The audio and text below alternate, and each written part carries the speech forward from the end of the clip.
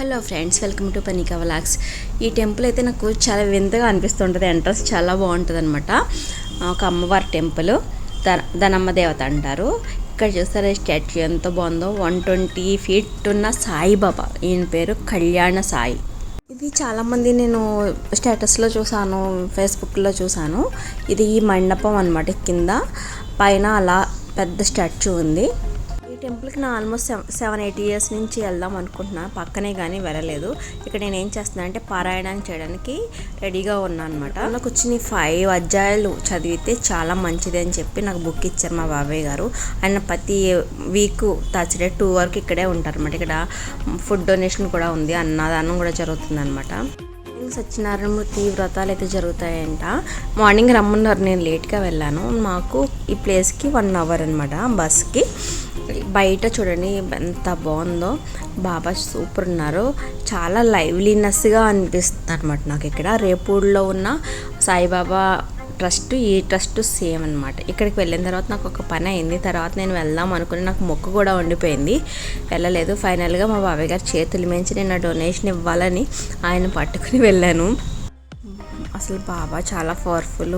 ఆయన దగ్గరికి వెళ్తే చాలా ప్రశాంతంగా అనిపిస్తుంది అనమాట. తర్వాత రోజు నా బర్త్డే.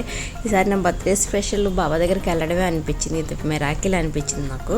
అక్కడ ఒక టెంపుల్ పక్కన ఒక 4 గురువు గారిలా బాబా ఫోటో ఉంటుంది అనమాట. నాకు లాస్ట్ టైం వెళ్ళినప్పుడు చాలా బాగా అనిపించింది. తర్వాత ఇది రెనోవేట్ చేసి ఇలా కట్టారనమాట. ఎంత పెద్ద కళ్యాణ సాయి, పైనుంచి చూస్తే ఇట్లా ఉంది చూసారా. హారతులు వింటే చాలా మంచిదని అంటారు కదా. ఈసారి నేను హారతిగా ఉన్నాను, పల్లకి సేవ కూడా చూసాను. చాలా చాలా మంచిది. 3 స్టేజ్లో అనమాట. పైన బాబా, మధ్యలో బాబా, కింద బాబా, ఎక్కడ చూసినా బాబాని. నిజంగా అసలు ఆ ఫస్ట్ టైం ఆ విగ్రహం నేను మా ఫ్రెండ్స్ స్టేటస్లో చూస్తే చాలా బాగా అనిపించేది. ఇక్కడ నేను చెప్పాను కదా ఇందాక, చూడండి బాబా పక్క స్వామీజీ లాగా, యోగిలాగా 4 ఉన్నారు అవతారంలో. ఫస్ట్ టైం నేను వెళ్ళినప్పుడు నేను నిజంగా నైట్ వెళ్ళానండి. 6:30 టైంకి ఫోటో తీసుకోవాలని నా దగ్గర మంచి కెమెరా కూడా ఉండేది కాదు. అప్పటికంటే బాగా చేశారనమాట. అప్పుడు ఎంత బాగుంటుందో, ఎంత మంచి ప్లేస్ అనమాట. ఈ టెంపుల్కి అన్ఎక్స్పెక్టెడ్గా వెళ్ళినప్పుడు, దాక్షారం వెళ్ళినప్పుడు అసలు నిజంగా బాబాని చూస్తే చాలా గూస్ బంప్స్ వచ్చేస్తాయి. పైనుంచి చూస్తే ఆయన మనం బ్లెస్ చేస్తూ ఉంటుంది. ఇక్కడ ఆశ్రమం కూడా చాలా పీస్ఫుల్గా ఉందన్నమాట. పల్లకి సేవది బాగా తిరిగేదాన్ని. పక్కన ప్లేస్కి వెళ్ళకపోతున్నాను, ఈ చిన్న ప్లేస్కి వెళ్ళకపోయాను.